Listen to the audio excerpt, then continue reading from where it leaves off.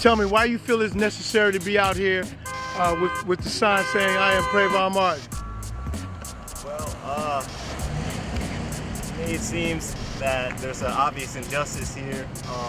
You know, I mean, we all really don't know what actually happened exactly, but I do know that, I mean, we all know that Trayvon is a 17-year-old. He didn't even, you know, get a chance to put on his graduation gown, and he was an unarmed kid, and he's a street kid. I'm a street kid, you know, and for some reason, it seems like a lot of people don't care. They've been putting a lot of the focus on George Zimmerman instead. He's been getting all the spotlight. Of course, he's the one that's alive, but that's the point, is where's the justice for Trayvon, you know, and he's gone, and his parents, I mean, his parents are just trying to, I mean, fight for whatever justice there is to keep him alive in some way, shape, or form for his honor.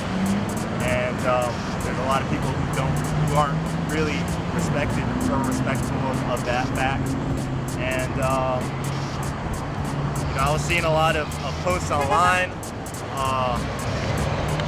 know, about people saying, you know, we'll stop complaining about Trayvon, this and that, and you know, I feel it is important, or else it is prone to happening again if someone can get away with shooting an unarmed kid and we don't really know what happened, and for there to be no recourse whatsoever, that's kind of scary.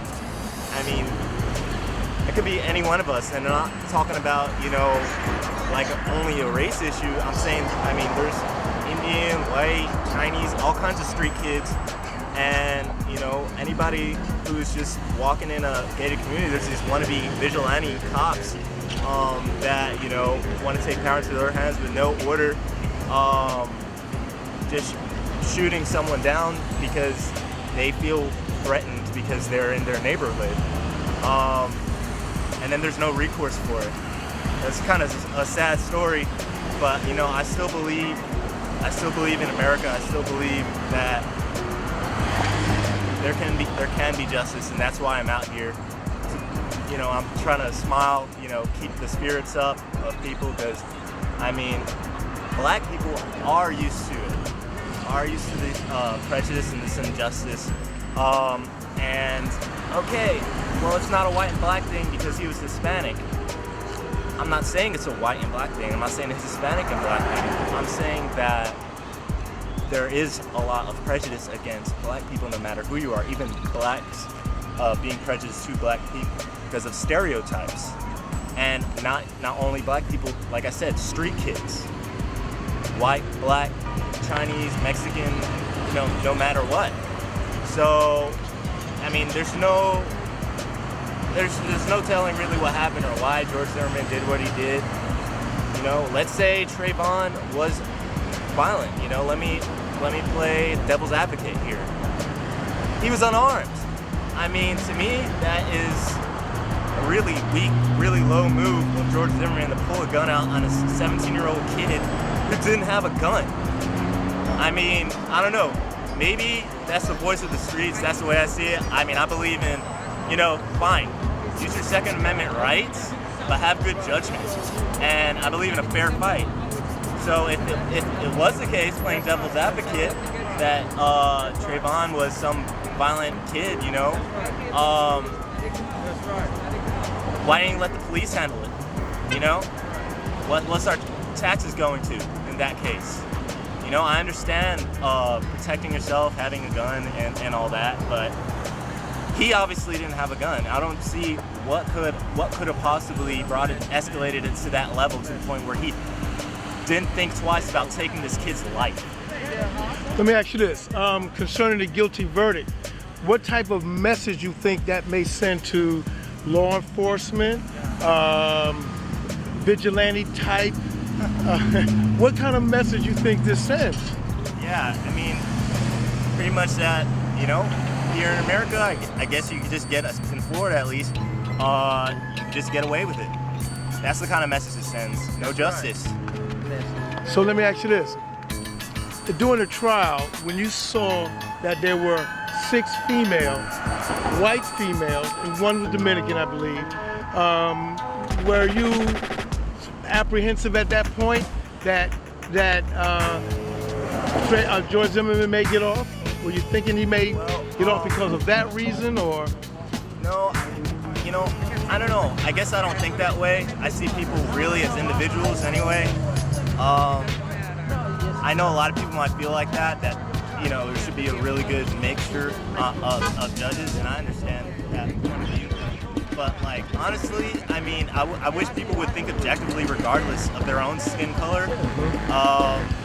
I mean, if Trayvon was a white girl and George Zimmerman was a black man, I would still be on Trayvon Martin's side. So I really don't care, what color, what gender, what race, what age. Trayvon Martin could have been a 50-year-old. It was wrong. It was wrong, it was wrong, it was wrong, it was wrong, it was wrong. Amen. So now, where do you think we're going to go from here? Well, I mean, I'm all about, one-on-one conversations, because honestly, I don't know, maybe George Zimmerman felt pretty isolated in this community. Maybe George Zimmerman, he, was just paranoid with just living in his own neighborhood. And maybe if he had a better sense of community, maybe if we all had a better sense of community, crap like that wouldn't happen. You wouldn't just have an automatic distrust of somebody walking down the street.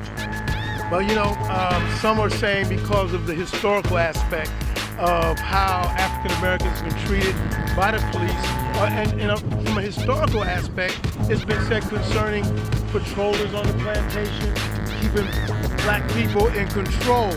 And as you fast forward to these times, a lot of the attitudes have not changed from those old plantation type patrollers. Right. That's why I got this shirt. I made this shirt. It's called Smash the New Jim Crow. My shirt, it's a book written by Michelle Alexander.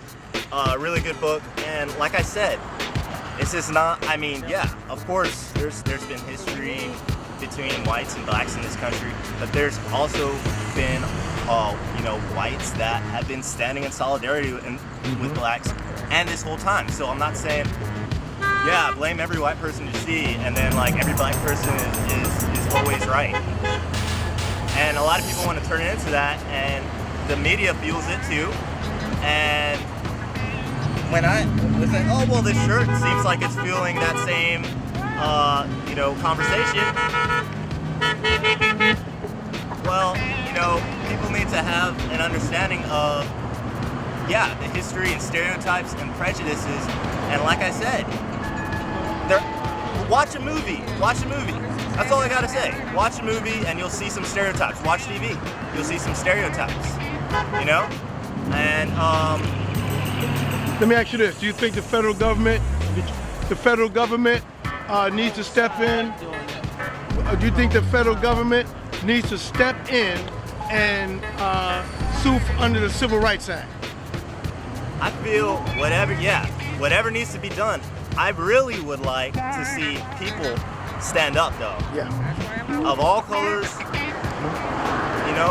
from the street, people who can relate, because a lot of people are trying to relate with Zimmerman. Okay, if you're a gun owner, that doesn't mean you have to relate with Zimmerman. Just because you're light-skinned, that doesn't mean you have to relate with Zimmerman. All right? Why don't you just use your brain for a second, think, what if that was your kid? What if that was you? Why don't you put yourself in Trayvon's shoes for just a second and know, okay, if you're listening to this and you're like, shaking your head, I'm not gonna let him get to me, I'm not gonna let him get in my mind. I am trying to get in your mind because I'm trying to get you to use your mind. I'm trying to get you to use your brain. Think. What if you were Trayvon?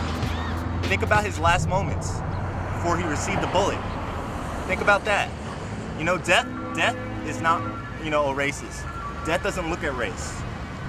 Death comes for everyone. So if you can't even relate to that we're all gonna die someday, and that Trayvon died at 17, do you remember when you were 17? Okay? Why don't you think for just a second, just think. Before you open your mouth and act like you've done all your research and you know exactly what happened and take Zimmerman's side, you know? And I played devil's advocate for you, I already did. So that's how I feel about it. Great, brother. Amen. Hey, I heard you were out here, so I came to stand here as long as you're standing here. And I thought we got to do something. How you doing?